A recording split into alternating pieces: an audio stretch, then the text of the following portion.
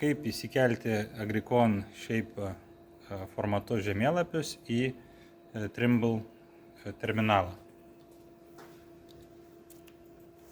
Failai turi būti įrašyti AG data kataloge ir pakatalogis prescriptions. Pirmiausia, reikia įsikelti iš USB atmintuko į terminalą receptinius žemėlapius.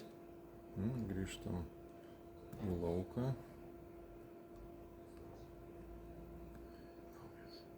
Susikuriam lauką pavadinimą.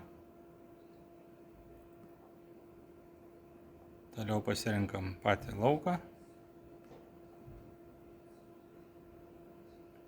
Į lauką įkėlėm žemėlapį. Spaudžiam žmogeliuką, patenkam į navigacijos langą.